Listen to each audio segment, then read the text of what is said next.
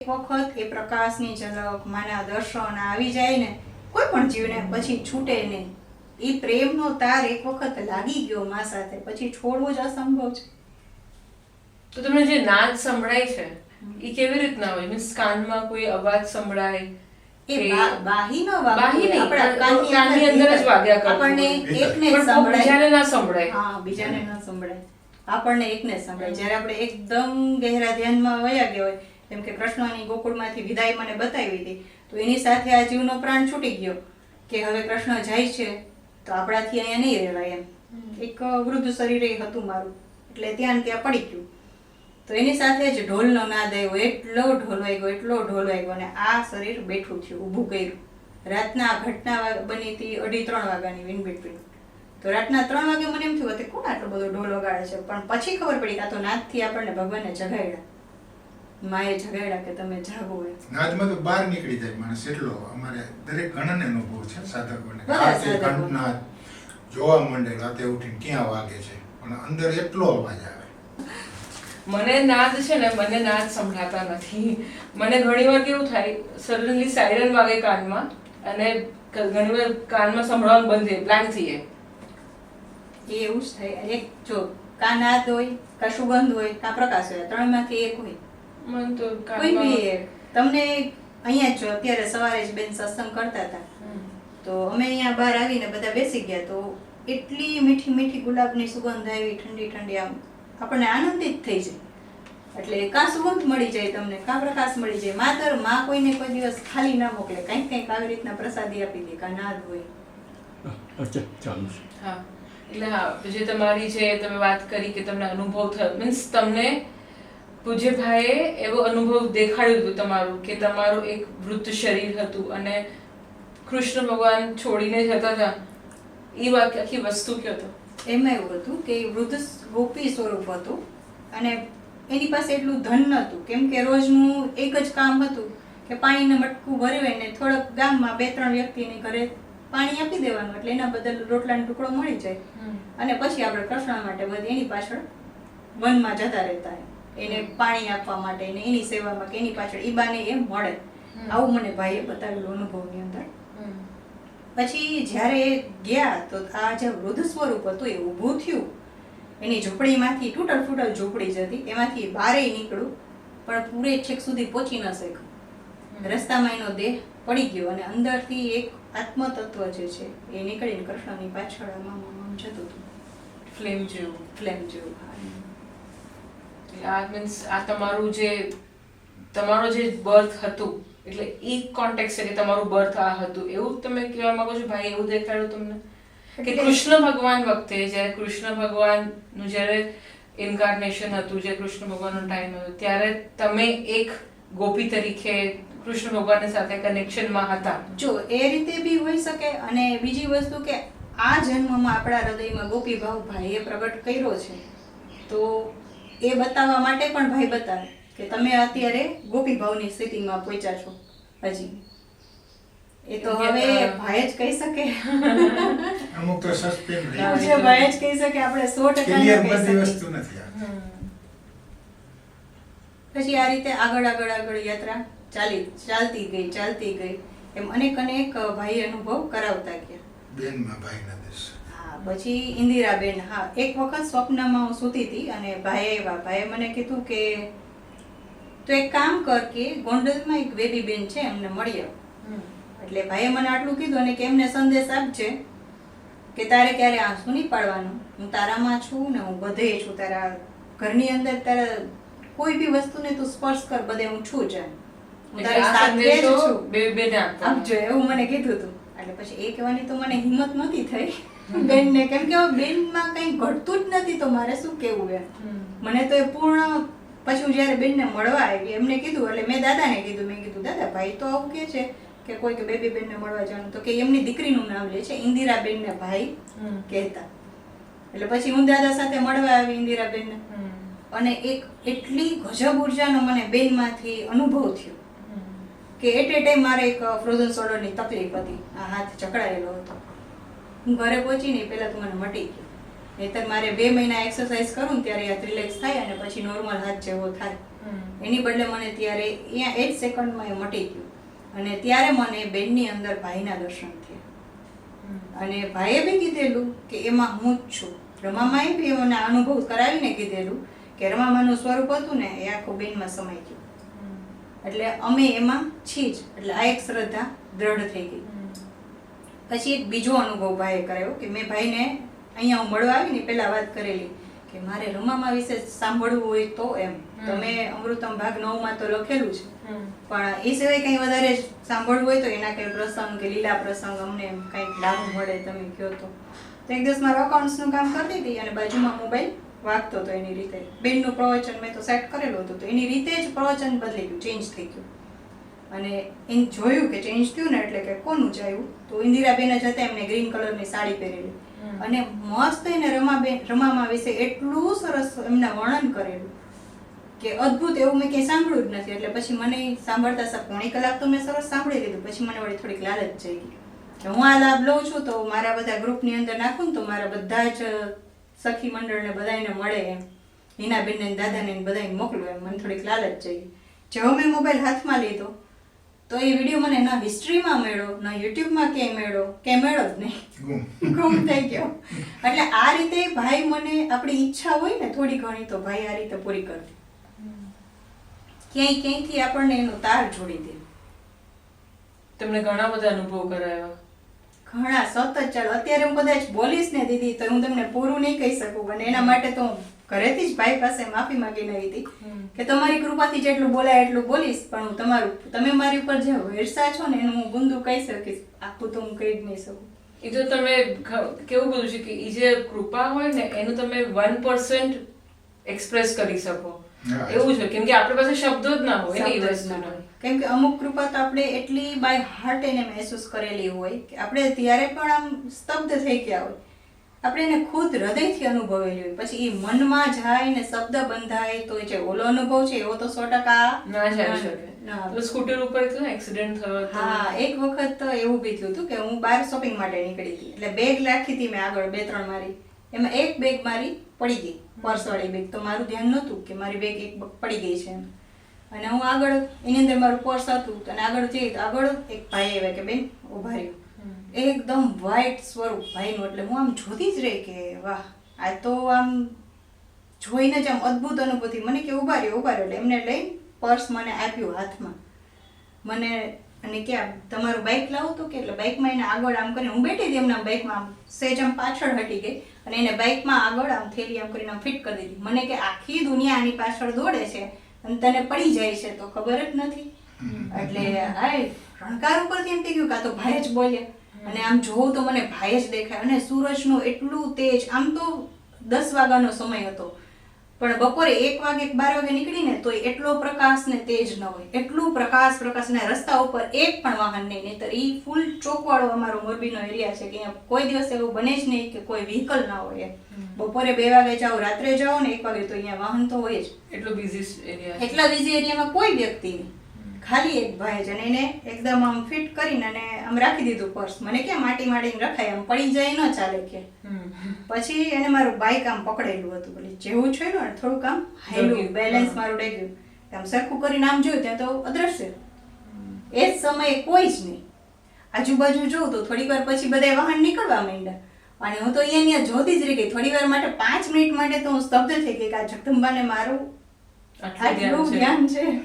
ધન્યવાદ દેતા દેતા હું થાકતી હતી, આંખમાંથી આંસુ જાય પણ શબ્દ નહોતા નીકળતા. બોલવું તો ધન્યવાદ માને ધન્યવાદ દેવાતા પણ ધન્યવાદ શબ્દ નીકળી નહોતો શકતો. સેમાં ઘટના એક વખત ઘરે મેં રમામાને પ્રાર્થના કરી હતી કે મને પાપડ બનાવતા થોડા ઓછા આવડે, તમને આવડે છે? એટલે સખા ભાવમાં મેં વાત કરી હતી તો મને થોડીક હેલ્પ કરજો ને, કહેજો ને તમે કહો એમ હું કરીશ એમ. આજે હું બનાવું છું, સારા બનશે ને તો આપણે બધાને પ્રસાદ સ્વરૂપે દેશું, નહીં સારા બને તો થયું. તો એટલા સરસ ચોખાના પાપડ અને અડધી જ કલાકની અંદર બધા બની ગયા. પછી મેં દાદાને ફોન કર્યો અને દાદા હું તો એક પાપડે માનું નામ લેતી હતી, બીજું તો કઈ આપણે મને યાદ પણ એટલા સરસ પાપડ બન્યા દાદાને બધાને. પછી મેં પ્રસાદી સ્વરૂપે બધાને આનંદ આવ્યો એ ખાઈને. કેવા કે આવા તો અમે ક્યારેય જોયા જ નથી. પછી બીજી વખત મારાથી એવા ક્યારેય નથી બન્યા.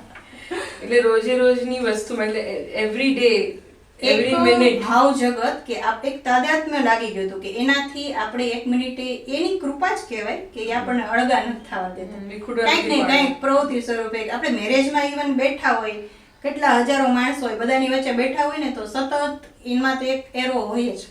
ઓલા શું બોલે છે ને આજુબાજુ બેસેલ વ્યક્તિ કદાચ સંભળાય કે ન સંભળાય, પણ જગદંબા શું કહે છે, શું ઈશારા કરે છે, શું એની ઈચ્છા છે, શું ઈચ્છા નથી, એમાં તો એક ધ્યાન રહે જ, સતત એના તરફ એક ધ્યાન રહે. છેલ્લે બાકી કાંઈ ન હતું, નામ સ્મરણ તો ચાલુ રહે. આ એની મોટામાં મોટી કૃપા કહેવાય.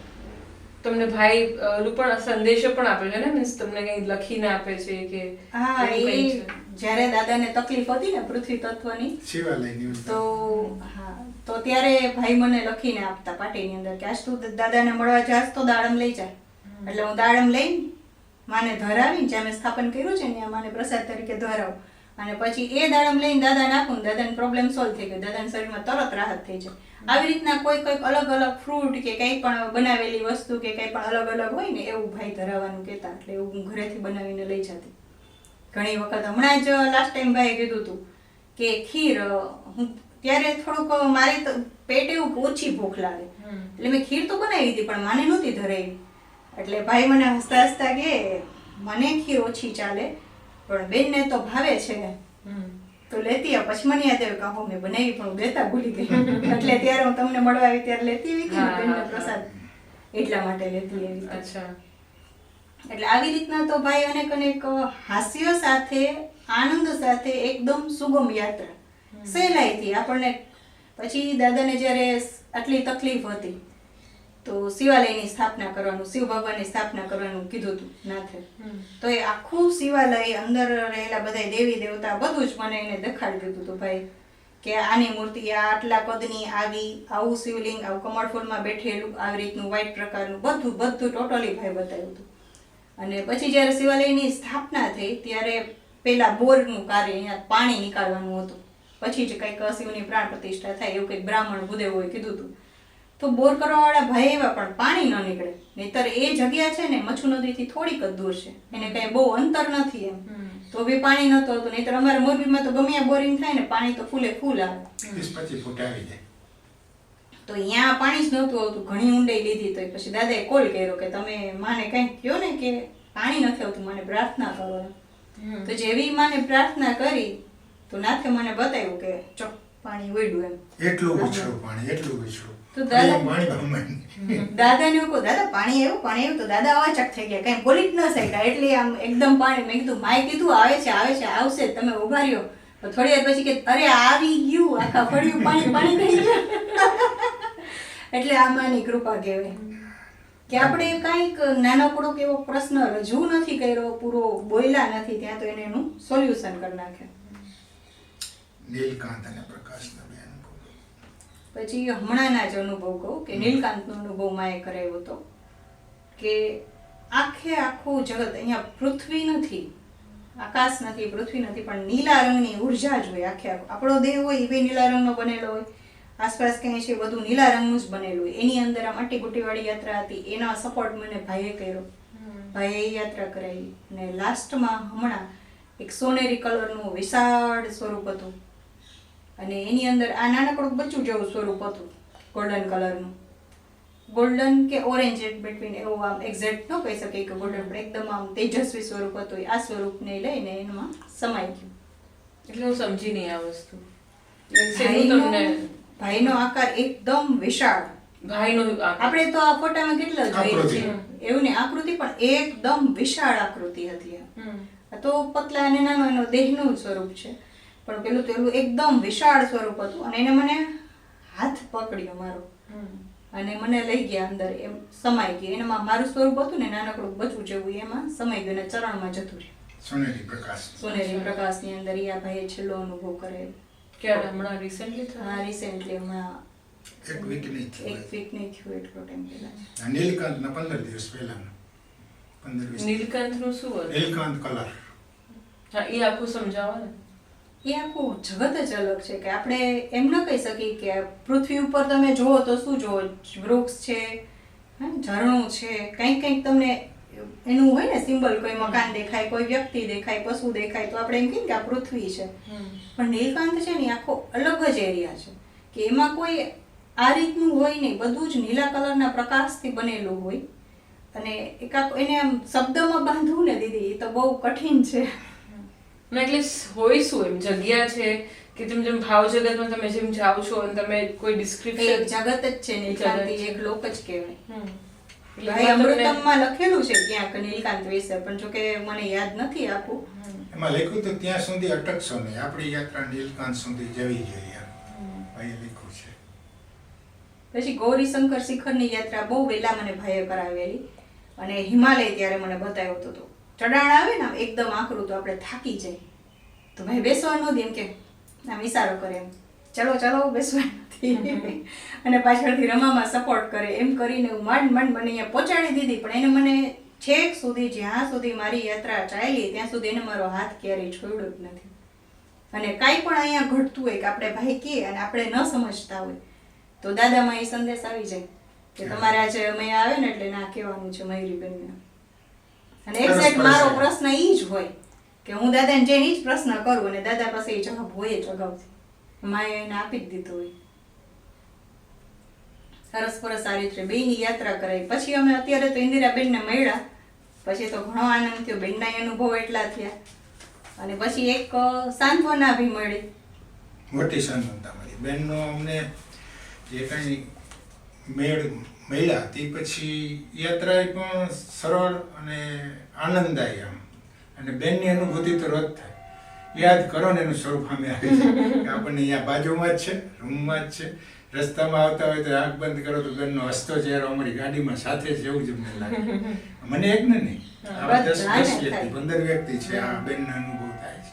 હું આટલા લાંબા સમય આવી ને બેનને મળવા, તમને મળવા, તો મને એવું ન લાગે કે હું આટલા સમયથી નથી મળી. મને ડેઈલી એની ઘરે કાંઈક ને કાંઈક અનુભૂતિ થતી હોય, એની સાથે ચર્ચા. ભલે અત્યારે આપણે સામે બેઠા છીએ તો શબ્દથી ચર્ચા કરીએ છીએ, પહેલી ચર્ચા ભાવથી હોય કે ખાલી આંખથી જ ઈશારે, આપણે કેમ કે આંખના ઈશારે સમજી જાય એમ, આંખથી વાત થતી હોય, ખાલી આંખમાં જોઈએ ને તે ખબર પડી જાય. બેન જોડે, બેન જ્યારે આવવાના હતા ને ફ્લોરામાં સત્સંગ માટે, એટલે મને એવો એક ભાવ હતો બેન માટે કંઈક નાનકડી કેવી વસ્તુ એમ કંઈક લઉં એમ. તો મને એમ થયું કે શું લેવું એમ બેન માટે. પછી બેન માટે મેં એક ચૂંદડી લેવાનું ડિસાઈડ કર્યું. દાદાને પૂછ્યું, મેં કીધું દાદા બેનને આપણે શું આપીશું? તો દાદા કે તમને યોગ્ય લાગે એ કંઈક. તો પછી મેં દાદાને દાદા ચૂંદડી અપાય બેનને? તો કે હા. તો હું ચૂંદડી વાળાની દુકાને ગઈ લેવા માટે. તો જે જોઉં બધી ગમે, જે જોઉં બધી ગમે, કન્ફ્યુઝ થઈ ગઈ કે બેન માટે શું લેવું. પછી મેં આંખ બંધ કરીને રમામાને પૂછ્યું એમ, ભાઈને પૂછ્યું કે શું લઉં એમ. એટલે ભાઈએ બેન સામું આમ આંગળી કરી કે એમને પૂછ. એટલે રમામાના ચરણમાં મેં 4-5 મૂકી, એમાંથી માએ એકને સ્પર્શ આપ્યો પગથી. તો આખી દુકાનનું જ વાતાવરણ ચેન્જ થઈ ગયું. પછી તોય મન હજી આપણું બુદ્ધિ કંઈક ચલાવે ને, એટલે તર્કના હિસાબે મેં હિનાબેનને કોલ કર્યો કે હિનાબેન હું તમને 4-5 ફોટા મોકલું છું, એમાંથી મને એક સિલેક્ટ કરતી ને ચૂની. તો એને એક ચૂની સિલેક્ટ કરી, એટલે પાકું થઈ ગયું કે આપણી બુદ્ધિ નહોતી, માએ જ સિલેક્ટ કરી હતી. મને આવું વારે વારે ટેલી કરવાની બહુ આદત મા પાસે. પછી એ ચૂની મેં પરચેસ કરી. તો ઓલા બેન કે આમ જોતા જ રહી ગયા મારા સામું થોડી વાર. પછી કે તમે કોના માટે લઈ જાઓ છો? એટલે પછી મેં એને વાત કરી કે અમારે ત્યાં ઇન્દિરાબેન કરીને આવે છે ને એમાં અંબા જ રમે છે સાક્ષાત. મારું એવું માનવું છે કે એમાં ભાઈ અને બેન બેઉ છે જ એમ. એટલે કે બહુ સરસ કે. તો એમને એ ચૂની લઈ પોતાના મસ્તકે લગાડી કે આ તો પ્રસાદીની વસ્તુ કહેવાય એમ. આ તો હું વેચવા બેઠી છું, વેપારી છું, એટલે તમને સેલ કરું છું, બાકી આ તો પ્રસાદીની વસ્તુ કહેવાય એમ કરીને એને મને એ ચૂની આપી. અને પછી હું ઘરે લઈ ગઈ. પણ એક એટલો આનંદ અંદરથી એટલો આનંદની અનુભૂતિ થતી હતી કે આપવું છે એનો આનંદ કરતા જે માએ પસંદ કર્યું ને એનો આનંદ અનેક ગણો હતો. ઘણો અનુભવ છે આમ તો. ભાઈ તમને 1% જ એ જો તમને કહેવાની હતી કે આ તો એટલું બધું હોય પણ આપણે 1% યાદ રહ્યું હોય. સેકન્ડ થિંગ એવું છે કે આપણા જે ભાવ છે એ આપણે વર્ડ્સમાં કદી બોલી પણ ના શકીએ. એટલે એ બહુ અઘરું છે કોઈને એક્સપ્લેન. જેમ કે તમે કીધું નીલકાંતને હું એક્સપ્લેન નથી કરી શકતી, વર્ડ્સ નથી મારી પાસે કે એને મારે કેમ તમને અનુભવ કરાવડાવો. એટલે એ તમારે શબ્દમાં બાંધવું ને એ બહુ અઘરી વસ્તુ છે. જેમ કે જો સાગર ગુંદ સમાણું સાગરમાં, તો એ અનુભવ હું તમને કહી શકું કે બેનનું સ્વરૂપ હતું મેં બેનને પૂછ્યું કે બેન માં ક્યાં છે, મારે એમને મળવું છે એમ. તો બેન આમ હાથથી ઈશારો કરીને કે જો આ સાગરમાં છે ચા એમાં. સીધી જેમાં છલાંગ લગાવી દીધી. અંદર ગઈ એટલે ઓલું આપણે કેમ મીઠાનો ગાંગડો પાણી નાખો તો કેમ ઓગળી જાય, ખાંડ નાખી હોય તો ઓગળી જાય, એમ હું ઓગળી ગઈ અને સાગર જેવી એક અવસ્થા થઈ ગઈ, આખું બોડી સાગર થઈ ગઈ. એટલે આ અનુભવ તો એ તમે કહી શકો કે બુંદ સમાણું સાગરમાં, અને પછી ઇનાયત સાગર આવે પાછો આજ્ઞા ચક્રમાં રિટર્ન થઈને રિવર્સ થઈને આખા બોડીમાં સાગર ઉતરે. કબીરની ચોપાઈ. તો આ બધા અનુભવ આપણે કહી શકીએ કે કબીર કહે છે દરિયામાં લાગી આગ, તો એ અનુભવ તમને ધ્યાનમાં માએ કરાવ્યો હોય કે આખો દરિયો સળગતો બતાવે આપણને. પણ એમાં એની કૃપા એટલી કે આપણું મન 2 મિનિટ માટે હલે નહીં. આખા પૃથ્વી તત્વનો પ્રલય માએ બતાવ્યો હતો કે આખી પૃથ્વી જળબંબાકાર થઈ જાય, કાંઈ જ નહીં. માત્ર એક હોડી બચી, એમાં મને બેસાડીને હોડી આગળથી એક મછલી ખેંચી જતી હતી, લઈ જતી હતી. એટલે આવા તો અનેક અનુભવ કરાવેલા, બધા તો પોસિબલ બી નથી થતા કહી શકું હું તમને. એક સિટિંગમાં તો પોસિબલ નથી જ, કેમ કે અને પાછા એને વારવાર યાદ આવતા હોય એનાય. એ જો કહું એક સિટિંગમાં તો અમે નોંધ પોસિબલ કરે છે હવે વળી યાદ આવી જાય ને તો વળી આ જો પાછળથી નોંધ કરેલા છે ત્યારે તે દી યાદ નહોતા આ બધા. એ જો કહું છું ને કે એ બધું આ બધા તમે રોજેરોજ થતા હોય, એક સિટિંગમાં બોલવા તો અઘરા છે, મને લાગે 2-3 સિટિંગ કરવા પડશે. ધીમે ધીમે યાદ આવશે ને એટલે નવાઈ આવશે ને, નવાઈ આવશે. આમાં નવા 5 અનુભવ છે એમના આપણે મળ્યા પછી. એટલે આમાં રોજેરોજના તો ઓન ધ સ્પોટ બોલવા એ બહુ અઘરા છે. અઘરા છે. અમુક અનુભવ એવા હોય કે એને આપણે શબ્દમાં બાંધી શકીએ, અમુક આપણે અનુભવ કરી શકીએ પણ એને શબ્દમાં કેવું મૂંગો ગોળ ખાઈ ગયો ને એવી વસ્તુ થાય, શબ્દમાં એને ન કહી ન કહી શકાય, એક્સપ્લેન ના કરી શકાય, એનો આનંદ માણી શકાય. પણ તમારી જે યાત્રા છે એમાં તમને તમારું આજ્ઞાચક્ર ભાઈએ જ ખોલ્યું છે. હા, કેમ કે પ્રથમ દર્શન જ એમનું દીધું ગ્રીન કલરના પ્રકાશમાં. સેમ મારે એને જ છે, ખોલ્યું. સેમ ભાઈ ને પ્રથમ વિસ્ફોટમાં જ ભાઈ આવી ગયા હતા. ત્યારે તો મેં ક્યારે ભાઈનો ફોટોય નહોતો જોયો. ભાઈને હું મળી તો છું જ નહીં, પણ મેં એમનો ફોટોય નહોતો જોયો. પણ પછી દર્શન થયું આજ્ઞાચક્રના વિસ્ફોટથી, પછી હું દાદા પાસે ગઈ અને દાદાને મેં કીધું કે મને એક ભાઈ દેખાય છે, એટલે દાદાએ મને ફોટો બતાવ્યો. પછી દાદાએ મને ફોટો બી આપ્યો, અમૃત અમને 9 ભાગે આપ્યા. મને કે આ વાંચો ઘરે જઈ, આ બધું સાહિત્ય જગદંબાનું ખુદનું છે, પરાવાણી છે. અને એમાં મેં પહેલું જ પદ વાંચ્યું ને કે જગદંબા તારી પાછળ આવે છે ડગલા દબાવતી. બસ પછી તો બસ એટલો હવે તો આપણે કઈ ફિકર કરવાની જરૂર જ નથી. આપણે ક્યાં અંતરયાત્રા કરવાની, માં કરાવે જ છે. પછી આપણે ક્યાં ઉપર માથે ટોપલું બર્ડન લઈને ફરવાનું છે, કાલો ધ્યાન કરી લો, હાલો આ કરી લો, હાલો ઈશ્વર પ્રાપ્તિ કરી લે. અરે એ ખુદ આપણને એની પાસે લઈ જાય છે, તો આપણે ક્યાં કઈ કરવાની જરૂર જ છે. એમના જ દર્શન થઈ ગયા પછી આ તો વધારાનો આનંદ કરાવે આપણને. એ તો પોતાની ઈચ્છા અને પોતાની કૃપા હોય તો થઈ શકે. આ તો બહુ મજા આવી વાતો સાંભળવાની, વાતો કરવાની તમારી સાથે મયુરીબેન. હજી મને લાગે છે આ તમારા ઘણા બધા અનુભવો છે જે આપણે આજે નથી પૂરા થઈ શક્યા, પણ આપણે ફોરમમાં એક મીટિંગ કરશું. આપણે આગળ એક પાછું પ્રજ્ઞેશભાઈ આવવાના છો આવશું ત્યારે સાઈડ ઉપર ત્યારે બેસીને પાછા બધા વાતો કરશું. ત્યારે પાછા યાદ કરી રાખજો તમે. બીજા 3-4 નાના અનુભવો છે. હા, એટલે ઘણા જેટલા પણ હશે, કેમ કે આખા ગ્રુપની અંદર બધાને હિનાબેન છે, કલ્પેશભાઈ છે, બધાને કઈક મા તરફથી બધાને પ્રસાદી મળે. તો આપણે ઈ જ બધી પ્રસાદી આપણે બધે વેચવી છે. ત્યારે સમૂહમાં ઇન્ટરવ્યુ લે એટલે ખ્યાલ આવી જાય. જય મા, જય મા, જય રમા.